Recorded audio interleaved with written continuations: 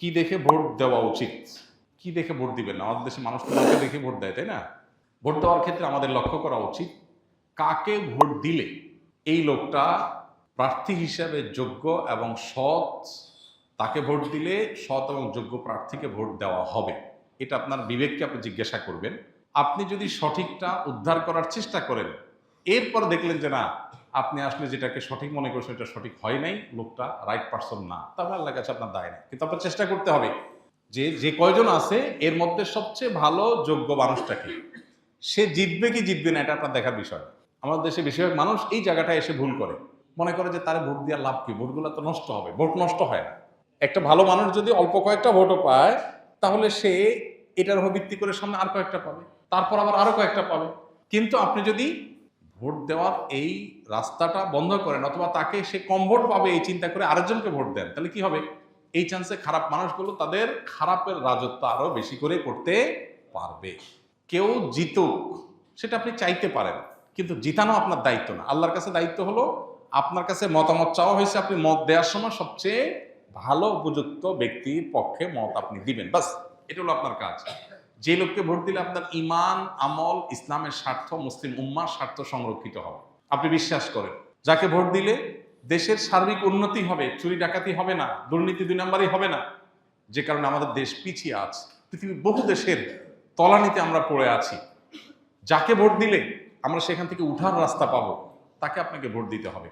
এক্ষেত্রে বায়াসনেসের ঊর্ধ্বে উঠা, এক্ষেত্রে আপনার গোষ্ঠীগত, বংশগত, পরিচয়গত, হ্যাঁ, এই সমস্ত বিষয়গুলোর ঊর্ধ্বে উঠা, সামান্য একটু স্বার্থের জন্য, একটু টাকা পয়সার লোভে আমরা আজকাল অনেক সময় ভোট দিয়ে দিই, সেটা যেন না হয়। আল্লাহর কাছে অনেক বড় একটা জবাবদিহিতার জায়গা।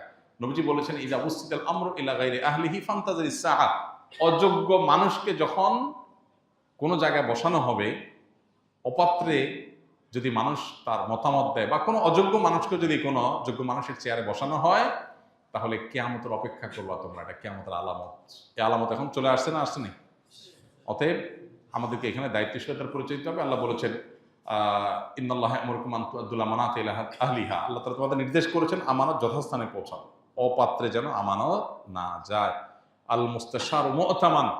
একজন মানুষ তার মতামত চাওয়া হলে, পরামর্শ চাওয়া হলে, তখন সে আমানতদার হয়ে যায়, তার কাছে এটা আমানত হয়ে যায়। অনেক বড় একটা ব্যাপার। আমানতের খেয়ানত করলে এর ভয়াবহতা অনেক বেশি, এবং যত অপকর্মের দায় আপনাকে নিতে হবে, বিশেষ করে এই সুযোগ পেয়ে যত অপকর্ম সে করেছে, যদি আপনার ধারণা থাকে যে সে এই টাইপের কাজ করতে পারে, তাহলে সৎ মানুষ, নেককার মানুষ, দিন, উম্মাহ, ইসলাম এবং দেশের সার্বিক কল্যাণ বিবেচনা আপনাকে করতেই হবে। আমি যাকে ভোট দেবো সে জিতুক কি না জিতুক সেটা আমার বিষয় না, সে জিতবে কি জিতবে না এটা আমার বিষয় না। আমার দায়িত্ব আমার সিদ্ধান্তটা সঠিক জায়গায় দেওয়া, বাকি আল্লাহটা আল্লাহ দেখবে। আল্লাহ যদি তারে সুযোগ না দেন, সেটা আমাদের অযোগ্যতার কারণে আল্লাহ দেন না, কিন্তু আমার দায়িত্ব আমি সঠিকভাবে পালন করতে হবে। আল্লাহ আমাদেরকে তৌফিক দান করুন। আমি কাজ জানি, কিন্তু ইন্টারভিউ দুর্বল থাকায় অন্য একজনকে দিয়ে ইন্টারভিউ দিয়ে পাশ করে পরবর্তীতে আমি ইনকাম করলে হালাল হবে কিনা, ভালো বুদ্ধি। নিজে ইন্টারভিউ দিতে নার্ভাস ফিল করেন, পারেন না, আরেকজনকে দিয়ে করাইলেন, করায় আপনি চাকরি করলেন। এটা যদি আপনি করেন, তাহলে সেক্ষেত্রে আপনি তো প্রতারণা করলেন, আপনি তো একটা ধোঁকা দিলেন। আর নবীজি বলেছেন, মান গাশশা ফালাইসা মিন্না। যে ব্যক্তি ধোঁকা দেয় সে আমার উম্মত না। এই জন্য এটা জায়েজ হবে না। তবে চাকরিতে যাওয়ার পর যদি আপনি যে কাজটা করছেন সেই কাজটা যদি লিগ্যাল হয়, হালাল হয়, তাহলে আপনার পারিশ্রমিক গ্রহণ করা হালাল হবে। বাট আপনি একটা প্রতারণা করেছেন, একটা কবিরা গুনাহ করেছেন, এর জন্য আপনার গুনাহ হবে, এবং সেটা তওবা করা ছাড়া মাফ হবে না। বিভিন্ন অনুষ্ঠানে উচ্চস্বরে গান বাজানো হয়, এমনও হয় রাত 1টা-2টা পর্যন্ত বাজে। মানুষের ঘুম নষ্ট করে তাদেরকে কষ্ট দেওয়া, বাধ্য করে গান শোনানো তাদের কীরকম গুনাহ? আর কোনো আশেপাশের মানুষ বাসায় বসে গানকে এনজয় করা একজনকে পজিটিভলি নিলে তার গুনাহ হবে কিনা?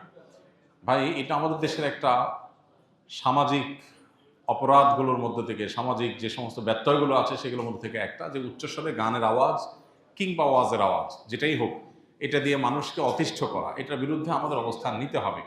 ওয়াজ মাহফিলগুলোর সাথে যারা জড়িত আছেন তারা মেহেরবানি করে চেষ্টা করবেন যে কোনোভাবে ওয়াজ মাহফিলের নামে যেন উচ্চস্বরে গানের আওয়াজ না হয় এবং আশপাশের মানুষের জন্য অসুবিধা না হয়। এই জিনিসটা আমাদের খেয়াল রাখতে হবে। একই সাথে আমাদেরকে মনে রাখতে হবে যে এই যে গান বাজনা যারা করছেন, বেশিরভাগ তরুণরা এটার সাথে জড়িত, মানে তরুণরাই সাধারণত আয়োজনগুলো করে, সেজন্য বলা। এই জন্য তরুণদেরকে সিদ্ধান্ত নিতে হবে যে আমি আনন্দ করব, এই আনন্দটা আরেকজনের কষ্টের কারণ হবে, আরেকজনের পেরেশানির কারণ হবে, এটা তো হতে পারে না। তো এই জন্য একজন ইমানদার হিসাবে আমাদের উচিত না কাউকে কষ্ট দেওয়া।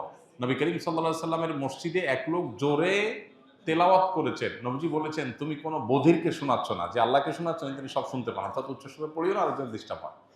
সেখানে আমরা কিভাবে ওয়াজ করতে গিয়ে মানুষের ডিস্টার্বের কারণ হয়, বিশেষ করে ঢাকায়, চট্টগ্রামে, শহরগুলোতে যে মাহফিলগুলো হয়, গ্রামেও দূর দূরান্ত পর্যন্ত মাইক লাগাইলাম, এমন ভলিউমে আমি ওয়াজ দিলাম রাত 12টা 1টা পর্যন্ত যে মানুষ ঘুমাইতে পারলো না, সকালে ডিউটি আছে, সে ঘুমাইতে পারছে না, বাচ্চাদের অসুস্থ, হার্টের রোগীদের কষ্ট হয়, কোনো অবস্থাতে এটা গ্রহণযোগ্য না। এটার বিরুদ্ধে আমাদের প্রত্যেকটা মানুষকে দায়িত্বশীলতার সাথে কথা বলতে হবে, ভূমিকা রাখতে হবে।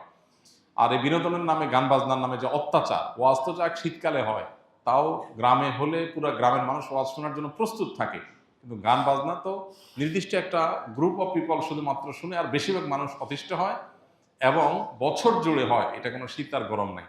তো এই জন্য এই জুলুমটার বিরুদ্ধে আমাদের কথা বলা উচিত। শব্দ সন্ত্রাস বা শব্দ দিয়ে মানুষকে অতিষ্ঠ করা, এটা কোনো সভ্য সমাজে গ্রহণযোগ্য না, মুসলমান হিসাবে তো মোটেই না। আমাদের সমাজে অনেক অনাচারের বিরুদ্ধে সমাজের মানুষ সচেতন, কিন্তু এই অনাচারের বিরুদ্ধে সেরকম সচেতনতা নাই। কোথাও যদি এরকম অন্যায় হয়, এলাকাবাসী একত্রিত হয়ে সুন্দর করে আয়োজকদেরকে যা বুঝান, কাউন্সিলিং করেন যে ভাই তোমরা যে কাজ করছো এটা অন্যের কষ্টের কারণ হচ্ছে। আল্লাহ তাআলা আমাদেরকে অনাচার থেকে বের হয়ে আসার তৌফিক দান করুন।